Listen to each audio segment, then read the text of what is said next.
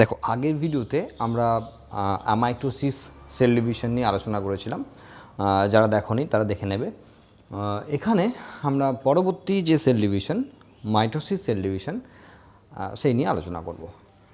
তো প্রথমেই দেখো, মাইটোসিস সেল ডিভিশন কোথায় হয়? সমস্ত দেহকোষে। মাইটোসিস খুব কমন টাইপের সেল ডিভিশন এবং যেটা প্রত্যেকটি দেহকোষের ক্ষেত্রে হতে হয়, এবং একে ইকুয়াল ডিভিশন বলা হয়, সাদৃশ্য বিভাজন, যাকে আমরা ইডি, দেখো ই.ডি এরকম করে লিখি। আমরা পরবর্তীকালে বিভিন্ন জায়গায় লিখব, তখন যেন বুঝতে অসুবিধা না হয় যেটা ইকুয়াল ডিভিশন লিখছি। কেন সাদৃশ্য বিভাজন বলা হয়?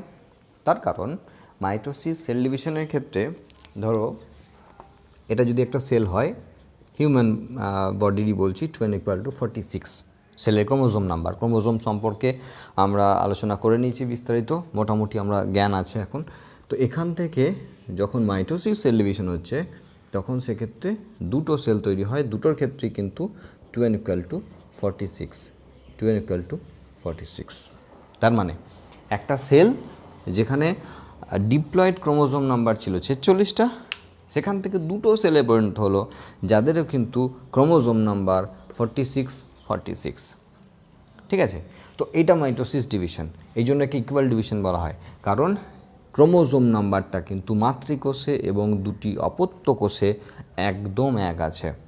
যেহেতু ক্রোমোজোম এবং সেলের আকার আকৃতি থেকে আরম্ভ করে ক্যারেক্টারিস্টিক্স ফিচার সমস্ত দিক দিয়ে আইডেন্টিক্যাল দুটো সেল তৈরি হয়, সেই জন্য একে ইকুয়াল ডিভিশন বলা হয়, যেটাকে আমরা সংক্ষেপে ইডি বলে লিখছি। তো এই মাইটোসিস ডিভিশন নিয়েই কিন্তু আমরা সেল সাইকেল এবং রেগুলেশন পড়েছিলাম। আমি তখনও বলেছিলাম যে সেল সাইকেল রেগুলেশন মানে সেটা অবশ্যই মাইটোসিস সেল ডিভিশনের কথা বলা হচ্ছে, কখনোই কিন্তু মিওসিস সেল ডিভিশনের কথা বলা হয়নি। তো এক্ষেত্রে মাইটোসিস সেল ডিভিশনের সেই সেল সাইকেলে যদি আমরা যাই, আমরা দেখেছিলাম G1, S আর G2 এরকমের তিনটে ফেজ ছিল, এবং আরেকটা ফেজ ছিল যেটাকে ডিভিশনাল ফেজ বলেছিলাম, যেটা নিয়ে আলোচনা আমাদের কিন্তু হয়নি বিস্তারিত। এবং এখান থেকে এটা অ্যারোটা অবশ্যই এদিকে হবে, এখান থেকে আরম্ভ করে এই পর্যন্ত সবুজ রঙের যে পার্টটা দেখাচ্ছি, সেই পার্টটাকে আমরা বলি ইন্টারফেজ। তো ইন্টারফেজ নিয়ে আমাদের এখন আলোচনার বিষয়বস্তু নয়, সেটা অবশ্যই সেল সাইকেল যখন পড়েছি তখন আলোচনা হয়ে গেছে যে এই ফেজের কাজ কী, এই ফেজের কাজ কী, এই ফেজের কাজ কী। এখন এই লাল অংশটা নিয়ে আমরা আলোচনা করব, যেটাকে আমরা বলছি মাইটোটিক ডিভিশন। যেটাকে একটা যেমন ইন্টারফেজ বলছি, এটাকে বলছি মাইটোটিক ডিভিশনাল ফেজও বলা যায়, ডি লেখাও যায়, ডিভিশনাল ফেজ বলা হয়। তার মানে সেলটা এই জায়গায় ডিভাইড করবে। একটু মনে করে দেখো, আমরা বলেছিলাম এখান থেকে এই পর্যন্ত টাইম লাগে টোটাল 23 ঘন্টা।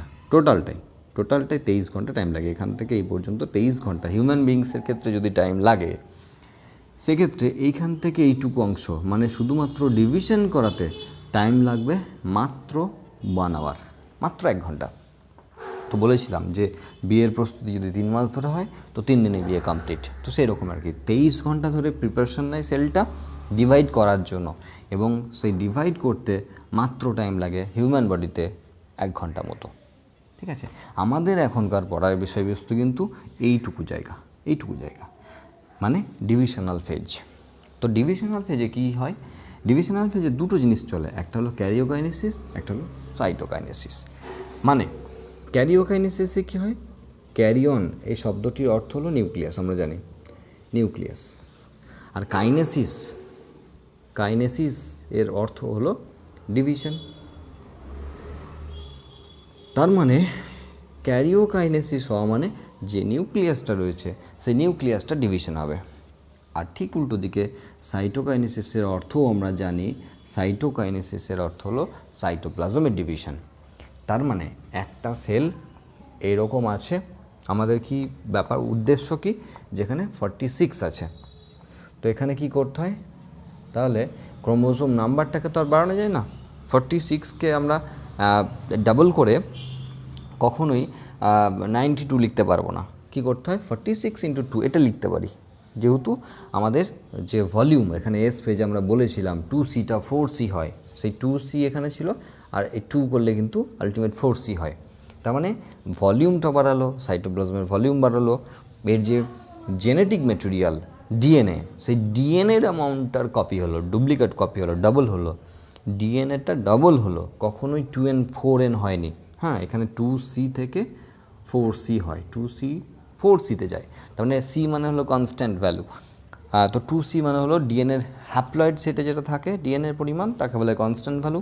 এখানে ডিপ্লয়েড সেট সেহেতু 2C লিখছি আমরা, এখানে 2Cটা 4Cতে কনভার্ট হয়, তার মানে 2C মানে হলো ডিএনএ টোটাল যে ভলিউম ছিল, পরিমাণ ছিল, 4Cতে সেই পরিমাণটা 2C ইন্টু 2 হলো।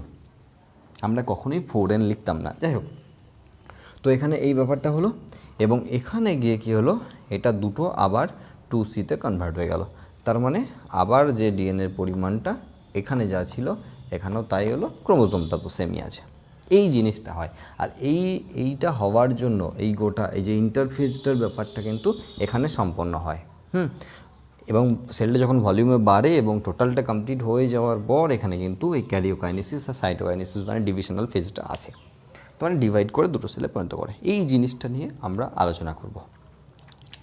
তো দেখো, ক্লাস 10-এ আমরা এটা পড়েছিলাম, ক্যারিওকাইনেসিসের 4টে ভাগ ছিল, প্রোফেজ, মেটাফেজ, আনাফেজ, টেলোফেজ, 4টে ভাগ। এই 4টে ভাগ নিয়ে এবং সাইটোকাইনেসিস নিয়ে আমরা আলোচনা করব। তার মানে যে ক্যারিওকাইনেসিসের কথা আমরা বলছি, সেই ক্যারিওকাইনেসিসের prophase, metaphase, anaphase and then telophase, এই 4টে ফেজ নিয়ে আলোচনা করব। এবং এই ফেজগুলো কমপ্লিট হওয়ার পর বা কমপ্লিট হওয়ার সঙ্গে সঙ্গে ক্যারিওকাইনেসিসটা কীভাবে হচ্ছে সেটাও কিন্তু আমরা দেখে নেব। আলটিমেট আমরা একটা সেল থেকে দুটো সেল কীভাবে হয় সেটা দেখব। এবং এটা দেখতে গেলে, এটা জানতে গেলে সবচেয়ে বিষয়বস্তু যেটা জানা দরকার সেটা হলো ক্রোমোজোম। আমাদের এই আইডিয়াটুকু নিশ্চয়ই হয়ে গেছে যে এখানে ক্রোমোজোমের যে কন্টেন্ট, মানে অ্যাকচুয়ালি ডিএনএর কথা বলছি, ক্রোমাটিন ফাইবার, সেই ক্রোমাটিন ফাইবার সব বাড়িয়ে এখানে ডাবল করে ফেলেছে। এখান থেকে এ পর্যন্ত সেল অর্গানেলস বা কোষীয় অঙ্গাণু যেগুলো, সেগুলো সব ডাবল করে ফেলেছে। প্রাণীকোষের ক্ষেত্রে সেন্ট্রোজোমের ডিভিশন শুরু হয়ে গেছে, যে ডিএনএর পরিমাণটা ডাবল হয়ে গেছে। মোটামুটি সেলটার টোটাল ভলিউম যা আছে সব কিছুই প্রায় ডাবল হয়ে গেছে। এখানে গিয়ে হাফ হওয়ার ব্যাপার, তার মানে ডাবল হাফ, ডাবল করে হাফ। এখানে যেমন রয়েছে যা, সেটাকে ডাবল করছে, ডাবল করে হাফ করছে। হ্যাঁ, এই জিনিসটা আমরা দেখব। তার মানে এখানে আমরা শুধু দেখে নেব যে সেলটা হাফ কিভাবে হচ্ছে, ঠিক আছে? এটা নিয়ে আমরা আলোচনা করব। আগে কিছু ব্যাপার লিখতে হবে। দেখো, এখানে ডিভিশনাল ভেজে আমরা যে ক্যারিওকাইনেসিসের কথা বলছিলাম, যেখানে প্রোফেজ, মেটাফেজ, অ্যানাফেজ, টেলোফেজ এরকমের 4টে দশা আছে। তো সেক্ষেত্রে আমরা প্রোফেজ দিয়ে শুরু করছি। কি হয় দেখো, ডান দিকে আমি আগে থেকে ভিডিওর যাতে লেন্দি না হয় সেই জন্য আগে থেকে আমি লিখে রেখেছি। দেখো, যে স্টেপগুলো লিখেছি এই স্টেপগুলো কিন্তু প্রোফেজের ক্ষেত্রে ইম্পর্ট্যান্ট স্টেজ। এই স্টেজগুলো কিন্তু মাথার মধ্যে রেখে দিতে হবে। সেটা 11 বলো বা নিটের ক্ষেত্রে সবচেয়ে গুরুত্বপূর্ণ ব্যাপার, এই স্টেজগুলো কিন্তু মাথার মধ্যে রাখতে হবে। এই টার্মগুলো বা এই কথাগুলো আসা মানেই সেটা প্রোফেজ। এগুলো সংক্ষিপ্ত বা জিস্ট বলতে পারো। কি হয় আমি ঘটনাটা বোর্ডে বোঝাচ্ছি। তো প্রথম বলছে ডিহাইড্রেশন। ডিহাইড্রেশন মানে কি? ডিহাইড্রেশন মানে জলের যে জল আছে সেই জলটাকে বের করে দেওয়া। ডিহাইড্রেশন মানে শুকিয়ে যাওয়া। ব্যাপারটা হলো এই নিউক্লিয়াসের মধ্যে আমরা সেল এবং ভিতরে এই ব্লু কালারের যেটা, সেটা নিউক্লিয়াস এঁকেছি আমরা। অবশ্যই যেহেতু ডিভিশনাল ফেজ পড়ছি, যেহেতু আমরা এখন ক্যারিওকাইনেসিস পড়ছি, নিউক্লিয়াসটা ডিভিশনের কথা বলছি, সেই জন্য নিউক্লিয়াসটা আমরা অনেক বড় করে এঁকেছি বোঝানোর জন্য। তো এই নিউক্লিয়াসটার ভিতরে নিউক্লিওপ্লাজম ছিল। তো সেই নিউক্লিওপ্লাজম এবং যেগুলো রয়েছে সেগুলো আমরা দেখতে পাচ্ছি যে অবশ্যই সেগুলো ক্রোমাটিন ফাইবার। এবং ভিতরে যদি আমরা একটা নিউক্লিওলাস এঁকে দিই তাহলে এটা নিউক্লিওলাস। এবারে ভিতরে নিউক্লিওপ্লাজমটা ছিল। এখানে ডিহাইড্রেশনের অর্থ হলো, এই যে ডিহাইড্রেশনের কথাটা বলছি এটার অর্থ হলো ভেতরে যে নিউক্লিওপ্লাজম রয়েছে সেই নিউক্লিওপ্লাজম থেকে জল আস্তে আস্তে বেরিয়ে যাবে। জল আস্তে আস্তে বেরিয়ে সাইটোপ্লাজমে চলে যাবে বা শুকিয়ে যাবে আস্তে আস্তে, ঠিক আছে? এই ব্যাপারটা হবে। এবং সঙ্গে সঙ্গে যেটা হবে সেটা হলো স্পাইরালাইজেশন, কুণ্ডলী ভবন বা কুণ্ডলীকৃত হওয়া। আমরা যখন ডিএনএ প্যাকেজিং, আমি এই কারণের জন্যই ডিএনএ প্যাকেজিং, ক্রোমোজোম এই সমস্ত বিষয় আগে পড়িয়ে দিয়েছি, শুধুমাত্র এগুলো বোঝানোর জন্য। যে আমরা দেখেছিলাম একটা ডিএনএ সে কীভাবে হিস্টোন প্রোটিনের সঙ্গে নন হিস্টোন প্রোটিনের সঙ্গে বাইন্ড করে আলটিমেট ক্রোমোজোম ফর্ম করে। যে ক্রোমোজোম ফর্ম করার কথা বলেছিলাম বা ডিএনএ প্যাকেজিংয়ের কথা বলেছিলাম, সেই প্যাকেজিংয়ের ঘটনা কিন্তু এবার এই প্রোফেজ ঢোকার পর শুরু হয়।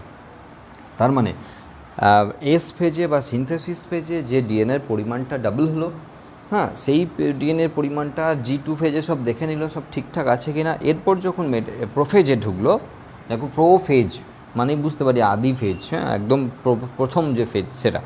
তো কি হয়, যখন ইন্টারফেজ থেকে প্রোফেজে ঢুকলো তখন কি হয়, ভেতরে যে ক্রোমাটিন ফাইবারগুলো ছিল সেই ক্রোমাটিন ফাইবারগুলো আস্তে আস্তে স্পাইরালাইজেশন করে বা ডিএনএ প্যাকেজিং করিয়ে সেগুলো ক্রোমোজোম ফরম্যাটে আসতে শুরু করলো।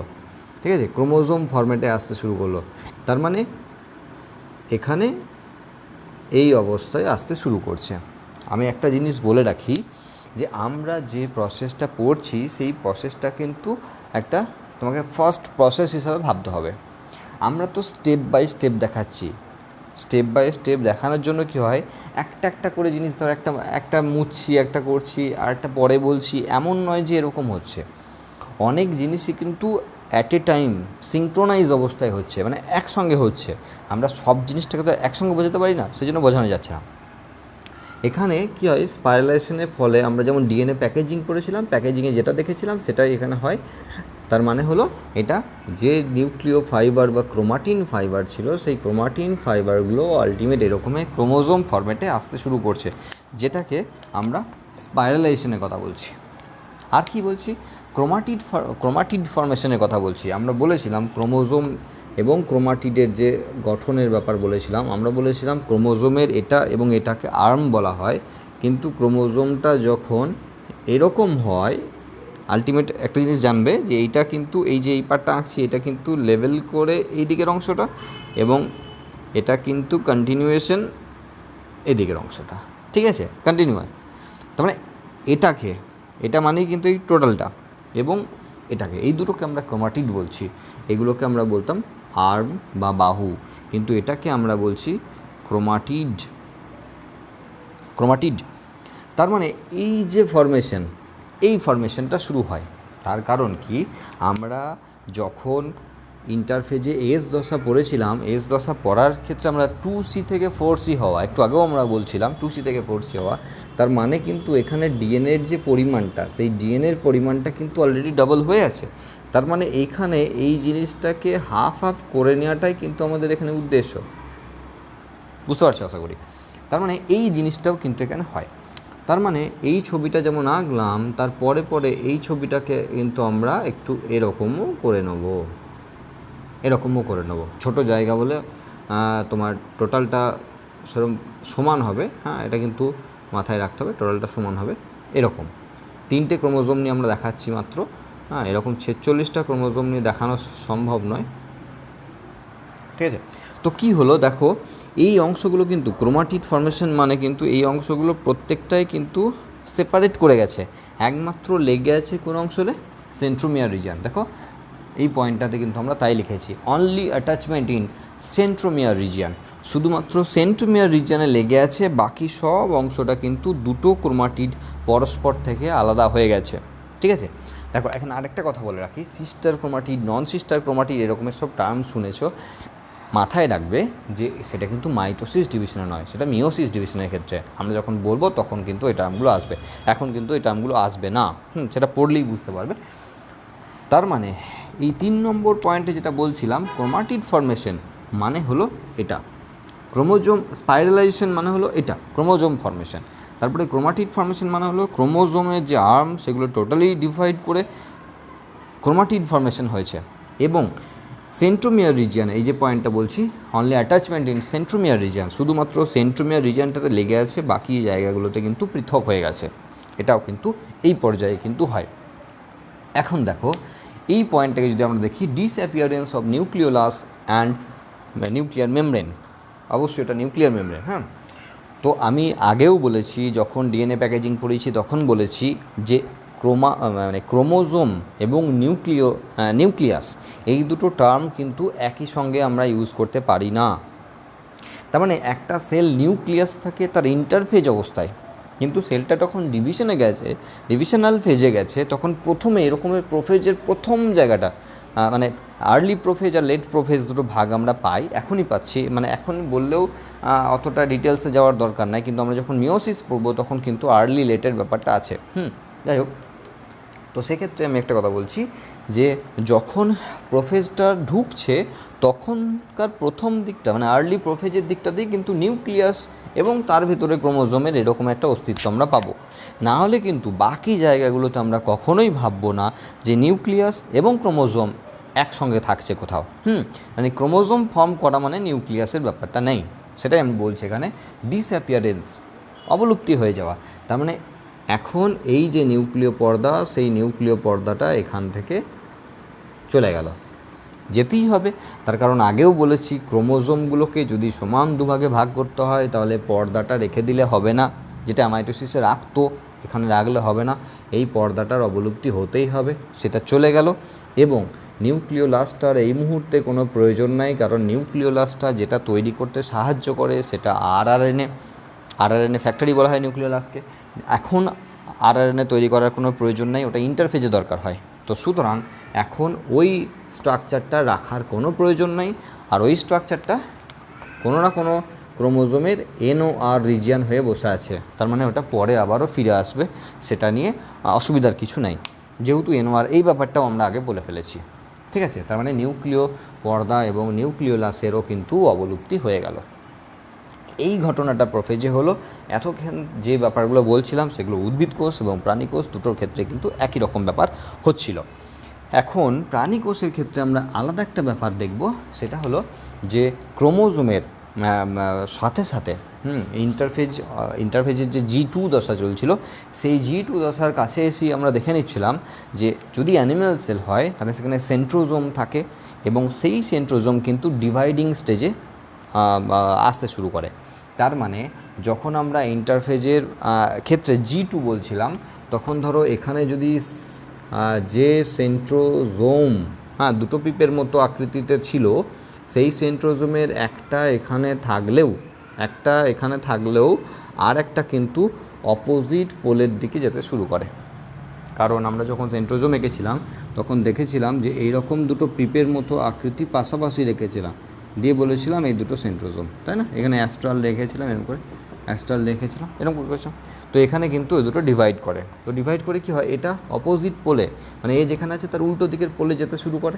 তো আমরা যেতে যেতে সাপোজ অপোজিট পোলে এখানে চলে এলো, তো এখানে কি হয়, ও আরেকটা পার্ট যখন চলে গেল তখন কিন্তু নতুন আরেকটা পার্ট এখানে এবং এখানে এই দুটো জায়গাতেই কিন্তু নতুন আরেকটা করে সেন্ট্রিওল তৈরি হলো, এবং যে অ্যাস্ট্রাল রে, সেই অ্যাস্ট্রাল রে কিন্তু এখানে ফর্ম করে গেল।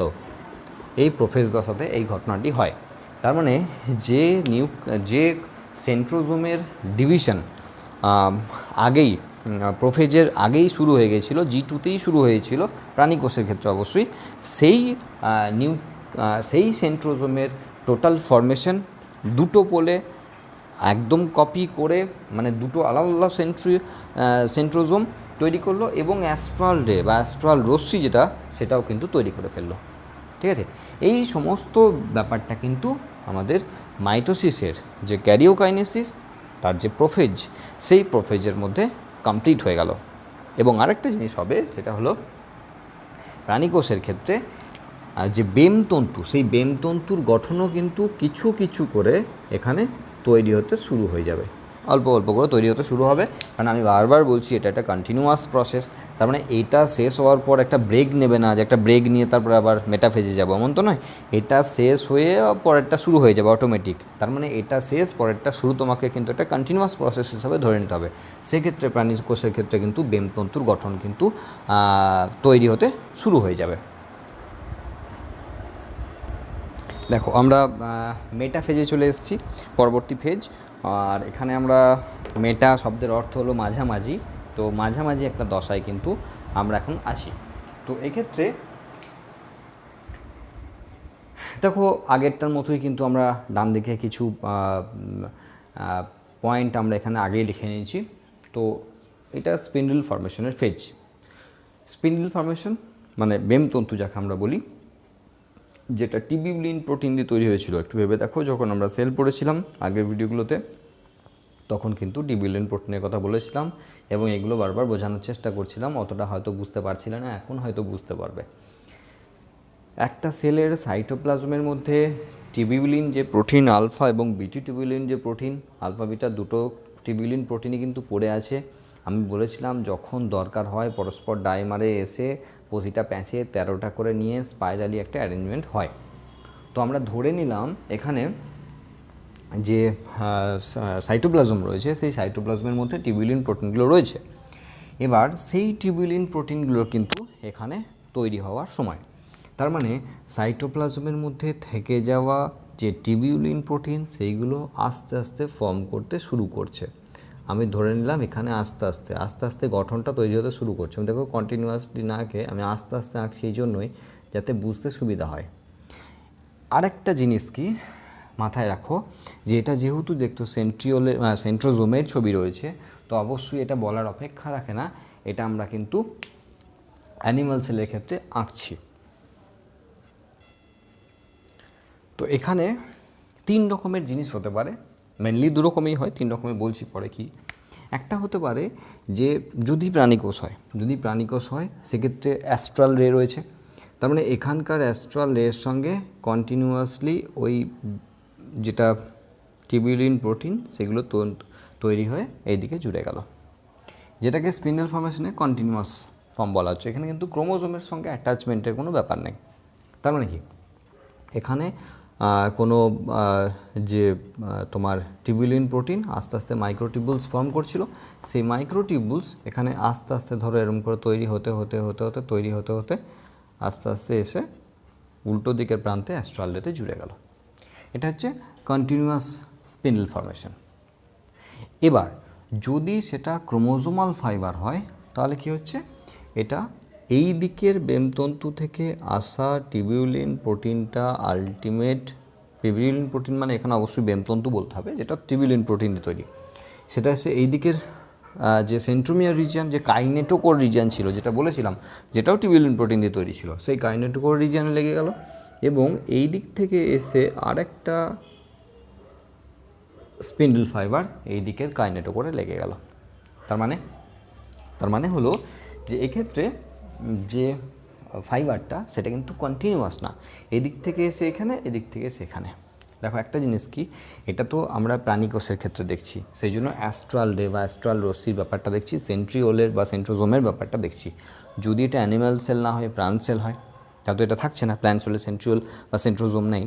তো সেক্ষেত্রে কী হয়, প্ল্যান্ট সেলের ক্ষেত্রে এই দিকে মাইক্রোটিউবুলস যেগুলো আমরা দেখো মাইক্রোটিউবুলসের কথা বলেছিলাম, যে সেন্ট্রিওলের যেটা সাইটোপ্লাজমের মধ্যে রয়েছে, সেই মাইক্রোটিউবুলসগুলো কিন্তু এই যে প্রান্ত দুটো পোলার এন্ডে সাজিয়ে যায়, ওইগুলোই সাজিয়ে যায় এবং যারা কিন্তু এই বেমতন্তু তৈরি করতে সাহায্য করে।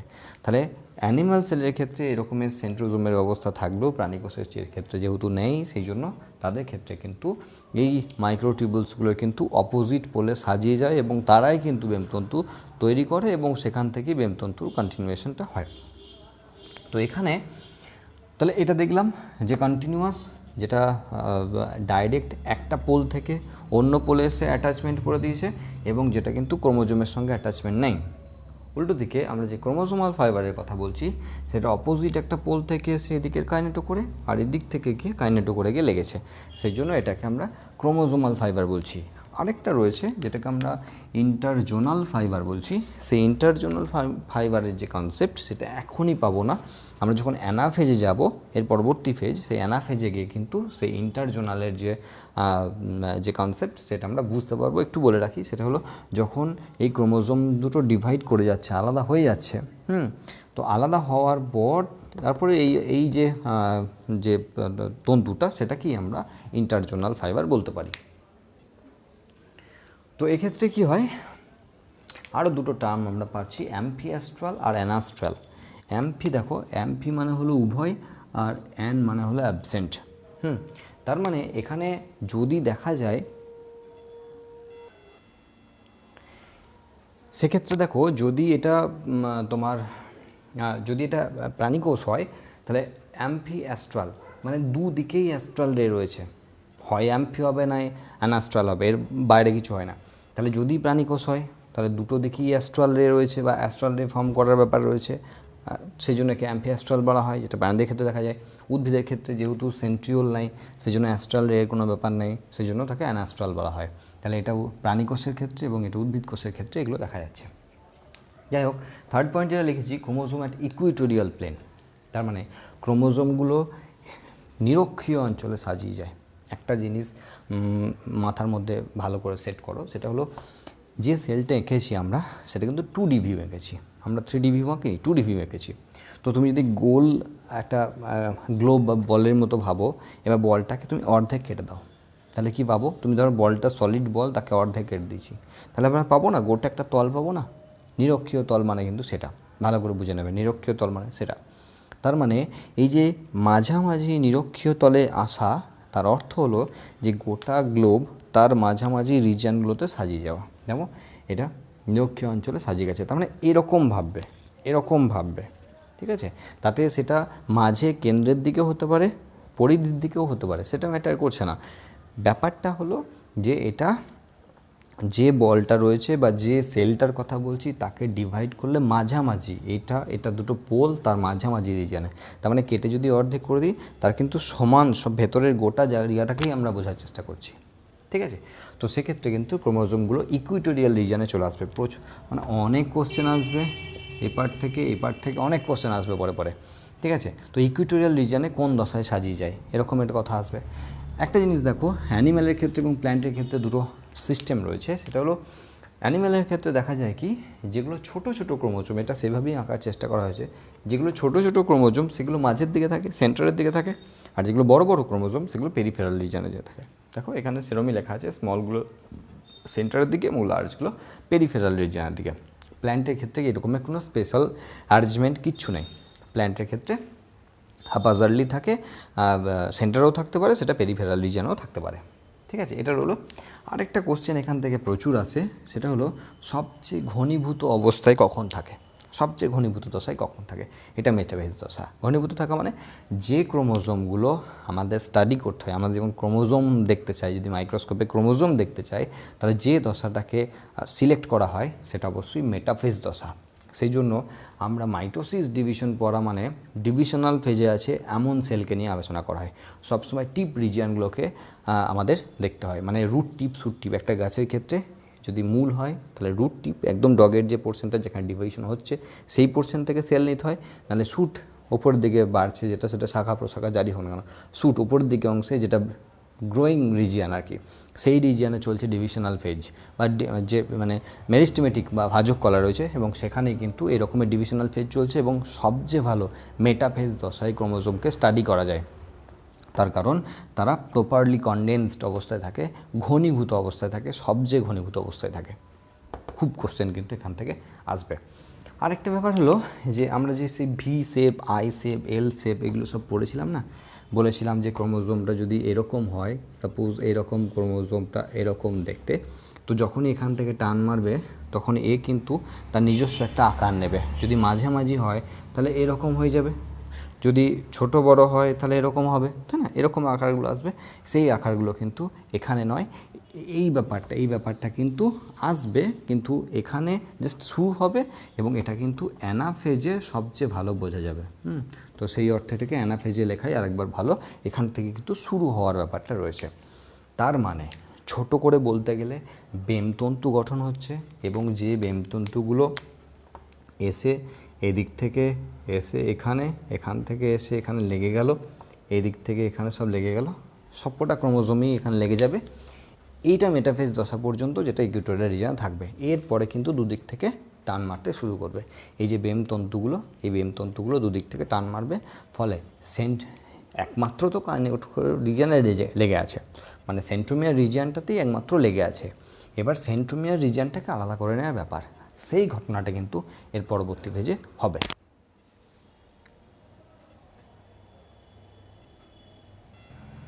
দেখো এর পরবর্তীতে আমরা থার্ড ফেজে চলে এসেছি, অ্যানাফেজে। তো অ্যানাফেজে কী হয়, এখানে যে ঘটনাগুলো ঘটে, প্রথমেই দেখো ডিভিশন অফ সেন্ট্রোমিয়ার রিজিয়ন। আমরা এখানে দেখে নিয়েছি যে সেন্ট্রোমিয়ার রিজিয়ন বাদ দিয়ে বাকিটা অলরেডি ডিভাইড করা ছিল। তো এখানে কি হয়, যেটুকু সেন্ট্রোমিয়ার রিজিয়নে লেগে আছে সেটুকুও কিন্তু আলাদা হয়ে যায়। তার মানে এইটাকে একটু মুছে আমরা ছবিটাকে এরকম করে দিতে পারি, যেখানে যে সেন্ট্রোমিয়ার রিজিয়ন ছিল সেটা আলাদা করে যে দুটো অংশ ছিল সেই দুটো অংশ আলাদা হয়ে গেল। মানে প্রতিটা সেন্ট্রোমিয়ার রিজিয়নগুলো কেটে যায় এবং যে ক্রোমোজোমগুলো রয়েছে সেই ক্রোমোজোমগুলোর একটা করে পার্ট কিন্তু এখানে সবাই কিন্তু আলাদা করে নেয়।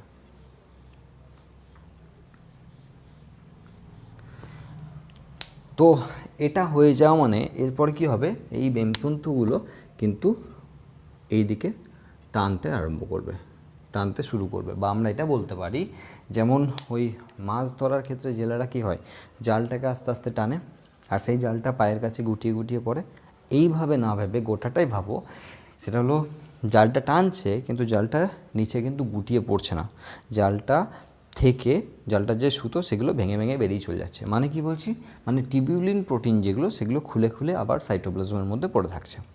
তার মানে যত টান মারবে আস্তে আস্তে টিবিউলিন প্রোটিনগুলো লেন্থে কমতে থাকবে এবং যেটাকে এখন ইন্টারজোনাল যে ফাইবারের কথা বলছিলাম এইগুলোকে আমরা এখন এটা এটা যেগুলো টানছে সেগুলোকে আমরা ইন্টারজোনাল যে ফাইবার সেই ফাইবার কিন্তু এখন বলছি। তো এটাকে আমরা অ্যানাফেজিক মুভমেন্ট বলি, অ্যানাফেজিক মুভমেন্ট। অ্যানাফেজে এই মুভমেন্টটা হচ্ছে, তার মানে যেটা মেটাফেজে মাঝামাঝি ছিল সেন্ট্রোমিয়ার রিজিয়নে লেগেছিল সেটাকে ছাড়িয়ে নিয়ে এখন দুটো পোলের দিকে নিয়ে যাচ্ছে এবং এই মুভমেন্টটা কিন্তু কন্টিনিউয়াসলি চলতে থাকবে যতক্ষণ না পর্যন্ত এই ক্রোমোজোমগুলো বা এখন যে অপত্য ক্রোমোজোমগুলো যতক্ষণ না এখান থেকে এই পর্যন্ত জায়গায় গিয়ে পৌঁছাবে ততক্ষণ কিন্তু এই প্রসেসটি চলতে থাকবে। ঠিক আছে, এবং এইটাই আগের ফেজে যেটা বলছিলাম যে VLIJ এই যে শেপগুলো, দেখো শেপগুলো এখানে আসাই সবচেয়ে বেশি পসিবিলিটি রয়েছে। তার কারণ যদি ক্রোমোজোমটা সাপোজ এরকম দেখতে না হয়ে যদি ক্রোমোজোমটা ধরো এরকম দেখতে হতো, তাহলে কি হতো, যখনই টান মারতো তখনই এরকম হতো না, যে একটা প্রান্ত এইরকম আর একটা প্রান্ত এরকম, এটা দিয়ে টান মারছে, এরকম টান মারলে তার মানে কি এটা কিন্তু অটোমেটিক এল শেপে চলে আসতো। যদি মাঝামাঝি হতো তাহলে অটোমেটিক এইদিকে টান মারার সময় এটা ভি শেপে হয়ে যাবে। হ্যাঁ, তো সেই জন্য VLIJ এই শেপগুলো কিন্তু অ্যানাফেজের ক্ষেত্রেই কিন্তু আমরা সবসময় বলবো এই শেপগুলো কিন্তু চলে আসছে। তার মানে এটাই অ্যানাফেজিক মুভমেন্টে কী হচ্ছে, এটা যেতে যেতে আলটিমেটের পরের ফেজে আমরা দেখাবো, এটা যেতে যেতে আলটিমেট কিন্তু এই জায়গায় গিয়ে উপস্থিত হচ্ছে এবং যেটা এখনও বেমতন্তুর সঙ্গে লেগে আছে। এই ফেজটা কিন্তু অ্যানাফেজের ক্ষেত্রে চলে। এবং এর পরবর্তী যে দেখো টেলোফেজ শুরু করার আগে একটা জিনিস আমরা দেখে নেব যে এখানে যখনই অ্যানাফেজ কমপ্লিট হয়ে যায় তখনই কিন্তু ক্যারিওকাইনেসিসের ব্যাপারটা ঘটতে শুরু হয়ে যায়। ভালো করে জিনিস দেখো, আমরা যখন সেল সাইকেল পড়েছিলাম তখন বলেছিলাম যে prophase, metaphase, anaphase, telophase, karyokinesis, তারপর সাইটোকাইনেসিস। ওটা যখন সেল সাইকেল আঁকা হয় তখন ওইরকমভাবেই বোঝাতে হয়।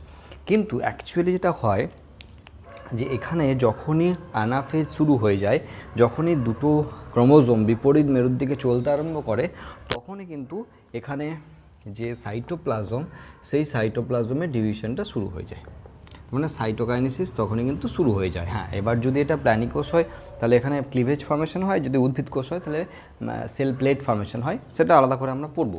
আমরা ক্যারিওকাইনেসিস আলাদা করে পড়বো, কিন্তু আমি একটা জিনিস বলে রাখলাম এটাই যে যখন অ্যানাফেজ শুরু, যখনই এদিকে এদিকে চলতে শুরু করে দিয়েছে তখনই কিন্তু মাঝখানে ভাগও শুরু হতে আরম্ভ হয়ে গেছে। মানে ওই বিয়ে বাড়ির মতো আর কি। ধরো বিয়ে বাড়িতে কী হয়, ধরো মেয়ের বিয়ে যদি হয়, ধরো রাত্রি পর্যন্ত খাওয়া দাওয়া হলো, এবার দেখলে রাত্রির পর থেকে প্যান্ডেলের লোকেরা প্যান্ডেল খুলতেও শুরু করে দিল, সকালে উঠে দেখলে আর কিছু নাই। তার মানে কি, তার মানে হলো যে পরের দিন আবার একটা বিয়ে বাড়িতে কাজ ধরা আছে, ওই প্যান্ডেলটাই আবার ওখানে গিয়ে হবে। তো এরকমই যদি টোটাল ক্যারিওকাইনেসিসটা কমপ্লিট করে সাইটোকাইনেসিস করতে হয় তাহলে অনেক টাইম লস হবে। সেই জন্য ক্যারিওকাইনেসিস হতেই সাইটোকাইনেসিস হয়ে যায়। আমরা যে ওই 1 ঘন্টার টাইম দেখি ওটা সাইটোকাইনেসিস ক্যারিওকাইনেসিস মিলিয়ে, আলাদা করে সাইটোকাইনেসিসের জন্য কিন্তু আমরা টাইম উল্লেখ করি না। ঠিক আছে, আশা করি বুঝতে পেরেছো। এবার দেখো তো টেলোফেজে কী হয়, টেলোফেজে প্রোফেজের উল্টো ঘটনাগুলো হয়। আমরা NCERT পড়লে দেখতে পাবো যে telophase is the reverse process of prophase. প্রোফেজে যা ঘটনা ঘটেছিল এখানে ঠিক তার উল্টো ঘটনাগুলো ঘটে। কীরকম দেখো, রিহাইড্রেশন, মানে ওখানে ডিহাইড্রেশন হয়েছিল, এখানে রিহাইড্রেশন, পুনরায় জলের আবির্ভাব হবে। তার মানে যেহেতু নিউক্লিও আর মানে নিউক্লিওপ্লাজম সৃষ্টি হবে, নিউক্লিও পর্দা সৃষ্টি হওয়ার পর অবশ্যই। তো সেই জন্য বাইরে থেকে মানে সাইটোপ্লাজম থেকে জল কিন্তু নিউক্লিয় পর্দার ভেতর দিয়ে কিন্তু আলটিমেট নিউক্লিওপ্লাজম তৈরি করতে সাহায্য করবে নিউক্লিয় মেমব্রেন তৈরি হওয়ার পর। 2 নম্বর দেখো ডিস্পাইরালাইজেশন। মানেটা কি? মানেটা হলো যদি আমরা এই সেন্ট্রোজোমের ব্যাপারটাকে যদি একটু সাইডে করে দিই, এখন জাস্ট বোঝার ক্ষেত্রে যদি সাইডে করে দিই তাহলে কী হবে, এখানে যে ক্রোমোজোমগুলো যেভাবে ডিএনএ প্যাকেজিং হয়েছিল আমরা দেখেছিলাম ডিএনএর সঙ্গে হিস্টোন নন হিস্টোন প্রোটিন বাইন্ড করে আলটিমেট ক্রোমোজোম হয়েছিল, এখন ঠিক উল্টো ঘটনাটা হবে। তার মানে এখানে যে ক্রোমোজোমগুলো সেই ক্রোমোজোমগুলো এখানে কিন্তু আবার তার প্যাঁচালো যে অংশগুলো প্যাঁচগুলোকে আবার খুলে দেবে, যেটাকে আমরা ডিস্পাইরালাইজেশন বলছি। এবার এখানে ব্যাপারটা কী হচ্ছে, যখনই ক্রোমোজোমগুলো এরকমের ডিস্পাইরালাইজেশনে যাচ্ছে তখনই একটা সমস্যার মুখে পড়বে, সেটা হলো সাইটোপ্লাজমের মধ্যে কিন্তু নিউক্লিয়েজ ছিল বা আছে যারা নিউক্লিক অ্যাসিডকে ড্যামেজ করবে।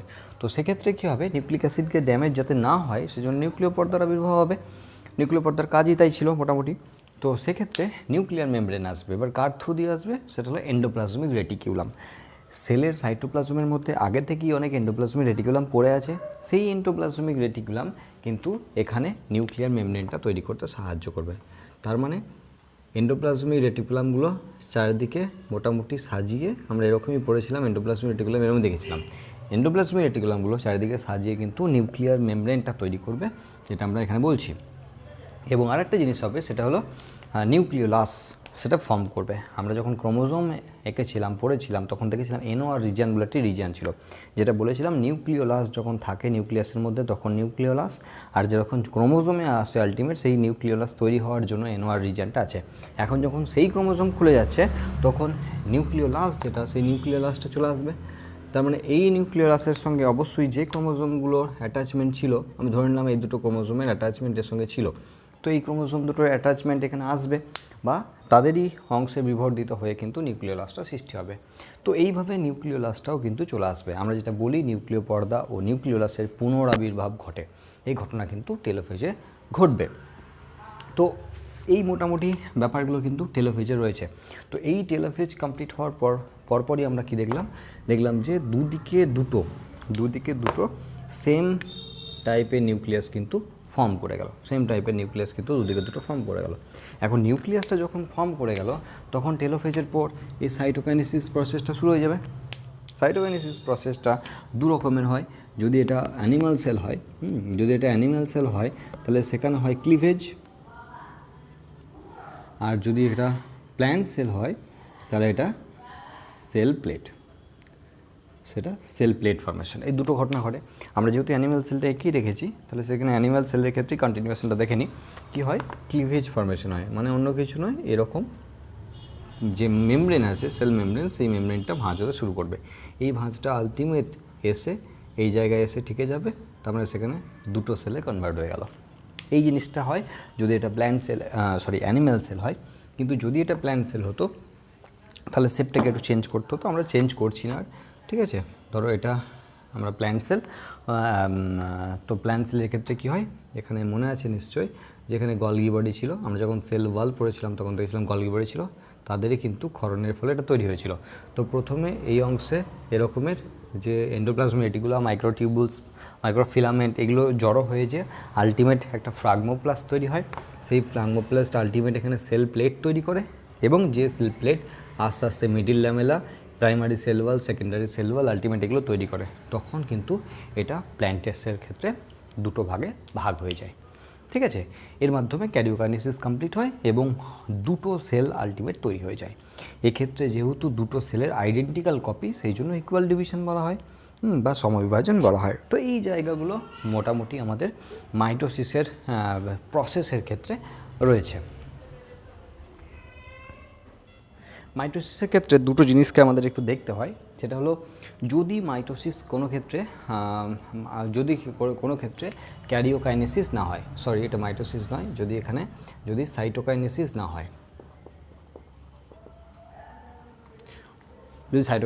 হয়, তাহলে কী হবে, তাহলে সিনোসাইট অথবা সিনোসাইটিয়াম তৈরি হবে। আমরা আগেও পড়েছি, যখন নিউক্লিয়াস পড়ছিলাম তখন পড়েছিলাম যে বহু নিউক্লিয়াসযুক্ত উদ্ভিদ কোষ এবং প্রাণী কোষকে বলা হয় সিনোসাইট এবং সিনোসাইটিয়াম। তো ক্যারিয়নের ডিভিশন হওয়া মানে একটা থেকে দুটো নিউক্লিয়াস হলো, কিন্তু সাইটোপ্লাজমের ডিভিশন হলো না, তার মানে টু নিউক্লিয়েটেড সেল হলো। এবার সেই দুটো নিউক্লিয়াস যদি আরও ডিভিশন করে 4টে নিউক্লিয়াস হবে, সেলটা ডিভিশন করলো না। এইভাবে কিন্তু মাল্টি নিউক্লিয়েটেড সেল হতে পারে, যেটা সিনোসাইট বা সিনোসাইটিয়ামের ক্ষেত্রে ফর্ম করে। এখন আরেকটা ব্যাপার রয়েছে ক্রাউন গল ডিজিজ। এটা বিট, আপেল এসব কিছু গাছের ক্ষেত্রে দেখা যায়। কী হয়, এটা গাছেদের ক্ষেত্রে টিউমার, অ্যাগারোব্যাকটেরিয়াম টিউমিফেসিয়ান্স নামেই দেখো রয়েছে টিউমিফেসিয়ান্স, এখানে গাছেদের ক্ষেত্রে টিউমার ফর্ম করে। তো কী হয়, এই ব্যাকটেরিয়াটার মধ্যে সেল ডিভাইডিং করতে পারে এমন জিন আছে, হিউজ রেটে সেল ডিভাইড করতে পারে। তো সেক্ষেত্রে কী হয় যে এই সমস্ত গাছের ক্ষেত্রে প্রচুর সেল ডিভিশন করে, এবং যে সেল ডিভিশনের ফলে গাছের ক্ষেত্রে টিউমার সৃষ্টি হয়। তো এটাও খুব ইম্পর্টেন্ট, আমরা কিন্তু দেখে রাখবো। ক্রাউন গল ডিজিজ মাইটোসিসের ক্ষেত্রে রয়েছে, ইরেগুলার সেল ডিভিশনের জন্য হচ্ছে। তো দেখো, এক্ষেত্রে আমরা কিছু টার্ম নিয়ে আলোচনা করে নেব। তো আমরা একটা ছক করে নিয়েছি, তোমরা খাতায় এই ছকটা করে নেবে, দিয়ে ভালো করে বুঝতে পারবে। খাতায় ছকটা করে নিলেই খুব সোজা প্রসেস, সবকটা টার্ম মনে রাখার ক্ষেত্রে এই ছকটা করে নেওয়াটাই সবচেয়ে বেটার হবে। তো ইউমাইটোসিস, আমরা মাইটোসিস ডিভিশনে যে পদ্ধতিগুলো দেখেছিলাম সেই পদ্ধতিগুলো সবগুলোই হয়। যেমন ধরো স্পাইরালাইজেশন বা কুণ্ডলীকৃত হওয়ার ব্যাপার, ডিসঅ্যাপিয়ারেন্স অফ নিউক্লিয়ার মেমব্রেন, নিউক্লিয় পর্দার অবলুপ্তি, স্পিন্ডল ফাইবার ফর্মেশন এবং নিরক্ষীয় অঞ্চলে সাজিয়ে যাওয়া বা ইকুইটোরিয়াল রিজিয়নে ফর্ম করা। তো এই জিনিসগুলো কিন্তু এই যে 5টা টার্ম আমরা রেখেছি, সেই 5টা টার্মের ক্ষেত্রে কোনটার ক্ষেত্রে কী হয় সেটা এখানে দেখানোর বিষয়। তো ইউমাইটোসিস, ইউ মানে হলো ট্রু, যেখানে ট্রু মাইটোসিস ডিভিশন হয়। তার মানে সেক্ষেত্রে স্পাইরালাইজেশন, নিউক্লিয়ার মেমব্রেনের ডিসঅ্যাপিয়ারেন্স বা স্পিন্ডল ফাইবার ফর্মেশন বা ইকুইটোরিয়াল রিজিয়নে সাজিয়ে সবকটা ঘটনাই কিন্তু এখানে ঘটে, যেটা আমরা নর্মালি এতক্ষণ ধরে দেখলাম। এরপর দেখো সিউডোমাইটোসিস। সিউডো মানে হলো ছদ্ম, তাহলে মানে এখানে মাইটোসিসটা প্রপারলি যে মাইটোটিক ডিভিশনের ফর্মুলা সেটা মেনে চলছে না। যেমন দেখো, স্পাইরালাইজেশন হচ্ছে, ডিসঅ্যাপিয়ারেন্স অফ নিউক্লিয়ার মেমব্রেন হচ্ছে, স্পিন্ডল ফাইবারও ফর্মেশন হচ্ছে, কিন্তু সেগুলো নিরক্ষীয় স্থলে কিন্তু সাজানোর কোনো ব্যাপার নেই, এটা রয়েছে। প্রোমাইটোসিসের ক্ষেত্রে রয়েছে, যেখানে স্পাইরালাইজেশনের ব্যাপারটা হচ্ছে কিন্তু নিউক্লিয় পর্দার অবলুপ্তি হয় না, কিন্তু স্পিন্ডল ফর্মেশন বা ইকুইটোরিয়াল রিজনে সাজিয়ে যাওয়ার ঘটনাগুলো কিন্তু ঘটে। আরেকটা রয়েছে প্যারামাইটোসিস। তো এখানে কি হচ্ছে, এখানে স্পাইরালাইজেশন বা কুণ্ডলীকৃত হওয়ার যে ঘটনা সেটা ঘটে না, কিন্তু বাকি যে 3টে ঘটনা সেই 3টে ঘটনা কিন্তু এখানে ঘটে। এখানে এন্ডোমাইটোসিস ব্যাপারটা সম্পূর্ণই আলাদা। কীরকম, আমরা যখন একটা ক্রোমোজোম আঁকছিলাম তখন সেই ক্রোমোজোমটার ক্ষেত্রে এরকম করেছিলাম এবং দুটো এরকম ক্রোমোনিমা বলছিলাম আমরা। তো এখানে কি হয়, এই ভেতরের যে ক্রোমোনিমা, আমরা ক্রোমোনিমাই বলছি এখানে, ক্রোমাটিড না বলে, বা ক্রোমাটিডও বলতে পারি, কোনো অসুবিধা নেই এখানে আপাতত। তো কী হলো, ধরো এটা ডিভাইড করে 4টে হয়ে গেল, কিন্তু আলটিমেট এটা কোনো ডিভিশন হলো না, না নিউক্লিয়াসের না সেলের। এর পরের বার ধরো এখান থেকে 8টা হয়ে গেল, কোনো ডিভাইড করলো না। এরপর ধরো 16টা হলো, কোনো ডিভাইড করলো না। তো কি হবে, একে পলিটিন ক্রোমোজোম বলা হচ্ছে। পলিটিন মানে, পলি মানে অনেক, টিন মানে ক্রোমাটিন, অনেক ক্রোমাটিন থাকছে। এগুলো আমরা স্যালিভারি গ্ল্যান্ড ক্রোমোজোমের ক্ষেত্রে পড়বো, বা আমরা জায়েন্ট ক্রোমোজোম বা দৈত্যাকার ক্রোমোজোম বলে পড়বো, তখন দেখব। তো সেক্ষেত্রে কী হলো, ক্রোমোজোমের আকারটা ধরো এরকম বড় হয়ে যাচ্ছে, কিন্তু মানে কারণ হলো ভিতরের কোনো ক্রোমাটিডের ডিভিশন হচ্ছে না, মানে এখানে নিউক্লিয়াসের ডিভিশন হয় না, সেলের কোনো ডিভিশন হয় না, কিন্তু ভিতরে কিন্তু ক্রোমাটিন বা ক্রোমোনিমার যেটা সেটা কিন্তু বারবার ডিভাইড করছে, ফলে ক্রোমোজোমটা অনেক বড় আকার ধারণ করছে। এই ঘটনাটি ঘটে এন্ডোমাইটোসিসের ক্ষেত্রে। আশা করি এই 5টা টার্ম সম্পর্কে আমাদের মোটামুটি একটা ধারণা হচ্ছে। এখানে আমরা মাইটোসিস ডিভিশনের সবচেয়ে শেষ পর্যায়ে চলে এসেছি, যেখানে সিগনিফিকেন্স বা গুরুত্বটা একবার দেখে নেব। ব্যাপারটা হলো যে এই মাইটোটিক ডিভিশন আমাদের দেহের, সারা দেহের যত সেল আছে, জনন কোষগুলো বাদ দিয়ে আমাদের সব সেলই কিন্তু আলটিমেট মাইটোটিক ডিভিশনের থ্রু দিয়ে হচ্ছে। সেখানে সেল মানে জার্ম সেল, মাদার সেল যেগুলো, সেগুলো তৈরি হয় কিন্তু মাইটোসিস ডিভিশনের মাধ্যমে। তো এখানে বলার বিষয়, যখন যে কোনো অর্গানিজম ফর্ম করে তখন তার জাইগোট থাকে, জাইগোটটা সিঙ্গেল সেল থাকে। তো সেই একটা কোষ থেকে যদি মানুষের জন্য ভাবি, তাহলে সেখানে 10 লক্ষ কোটি কোষের তৈরি হওয়া, এটা কিন্তু মাইটোসিস ডিভিশনের জন্য সফল হয়েছে। তার মানে যে কোনো অর্গানিজমের ক্ষেত্রে একটা সিঙ্গেল জাইগোট থেকে আলটিমেট তার বডিটা ফর্ম করতে গেলে যে সেল ডিভিশন হতে হয় সেটা হলো মাইটোটিক ডিভিশন, যেটা কিন্তু এখানে সবচেয়ে গুরুত্বপূর্ণ বিষয় রয়েছে। Secondly repairing. ধরো আমার কোনো একটা জায়গা কেটে গেছে, ধরো 2 লক্ষ সেল ড্যামেজ হয়েছে, তাহলে সেই জায়গাটা কেটে যাওয়া জায়গার চারিপাশের যে সেলগুলো রয়েছে তারা কন্টিনিউয়াসলি মাইটোটিক ডিভিশনে চলে যায় এবং সেই মাইটোটিক ডিভিশনের ফলে কিন্তু রিপেয়ারিংটা হয়। এবার কারোর ক্ষেত্রে 10 দিনে শুকায়, কারোর ক্ষেত্রে 5 দিনে শুকায়, কারোর ক্ষেত্রে 2 মাস লেগে যায়, কারণ এই সেল ডিভিশনের রেটটা বিভিন্ন জনের বিভিন্ন রকম থাকে। তো সেক্ষেত্রে তার রিপেয়ারিংয়ের টাইমটাও কিন্তু বিভিন্ন রকম লাগবে। তো যে কোনো অর্গানিজমের ক্ষেত্রে তুমি যদি একটা গাছের পাতা ছিঁড়ে যাও, তারও রিপেয়ারিং করতে কিন্তু সেই টাইমটা লাগবে তার হিসাব অনুযায়ী। তো এখানে মাইটোসিস ডিভিশনের ফলে কিন্তু সেই রিপেয়ারিংটা হয়। খুব গুরুত্বপূর্ণ ঘটনা এখানে কিন্তু মাইটোসিস ডিভিশনের ক্ষেত্রে রয়েছে। আরেকটা হলো রিপ্রোডাকশন। বিভিন্ন অর্গানিজম, অবশ্যই লোয়ার ক্লাসের অর্গানিজম, ধরো তাদের যদি যে অর্গানিজমটা, সেই অর্গানিজমটা যদি হ্যাপ্লয়েড হয়, হ্যাপ্লয়েড অর্গানিজম আছে নিম্ন শ্রেণীর উদ্ভিদের ক্ষেত্রে রয়েছে বা প্রাণীর ক্ষেত্রে রয়েছে হ্যাপ্লয়েড অর্গানিজম, তাহলে এটা অর্গানিজমটা যে কিন্তু রয়েছে হ্যাপ্লয়েড। এবার এই হ্যাপ্লয়েড অর্গানিজমের যদি গ্যামেট ফর্ম করতে হয় তাহলে কি হবে? n/2 হবে। n/2 বলে কোনো কনসেপ্ট নাই, এই রকমের কোনো কনসেপ্ট নেই, তাহলে এর নিচে কিছু নাই, তো সেখানে nই হতে হবে। আর যদি n হতে হয় তখন অবশ্যই তাকে ইকুইটোরিয়াল ডিভিশন বা মাইটোসিস ডিভিশনে যেতে হবে। তার মানে এখানে বিভিন্ন নিম্ন শ্রেণীর অর্গানিজমের ক্ষেত্রে তাদের গ্যামেট ফর্ম করতে গেলেও কিন্তু আলটিমেট সেখানে ইকুইটোরিয়াল ডিভিশনেই আসতে হয়। আমরা জনুক্রম বা অল্টারনেশন অফ জেনারেশন বলে একটি প্রসেস পরে দেখব, তখন দেখব এরকমই ঘটনায় কিন্তু ঘটে। তো যাই হোক, এটাও একটা কিন্তু প্রসেস, মানে বিভিন্ন প্রাণীর ক্ষেত্রে বা উদ্ভিদের ক্ষেত্রে নিম্ন শ্রেণীর তাদের কিন্তু রিপ্রোডাকশনের উপায়ই হলো মাইটোসিস সেল ডিভিশন। আর যেটা নিউক্লিওসাইটোপ্লাজমিক রেশিও বা সারফেস ভলিউম রেশিও, এটা কিন্তু আমরা আগেই আলোচনা করে দিয়েছি। এটা মেনটেন করার জন্য, এটাও কিন্তু ঠিক রাখার জন্য আলটিমেট কিন্তু মাইটোসিস ডিভিশন হতে হয়।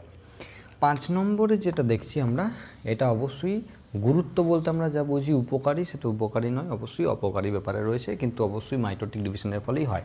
ইররেগুলার সেল ডিভিশন যেটা ক্যান্সার ফর্ম করে বা টিউমার ফর্ম করে, আলটিমেট ক্যান্সারাস হয়। তো সেখানে কি হয় যে সেল ডিভিশনের যে চেক পয়েন্টগুলো ছিল, সেই চেক পয়েন্টগুলো যদি রেগুলেট না হয়, যদি সেখানে আনরেগুলেটরি কিছু চলে আসে, তো সেই সেলের চেক পয়েন্টগুলো উঠে যায়, তখন কিন্তু সেই সেলটার আলটিমেট ইররেগুলার মাইটোসিস ডিভিশন হয় এবং এই মাইটোটিক ডিভিশনের ফলে কিন্তু সেলটা হিউজ রেটে বৃদ্ধি পায় এবং অসংখ্য কোষ তৈরি হয় এবং যেখান থেকে টিউমার এবং পরে ক্যান্সার পর্যন্ত হতে পারে।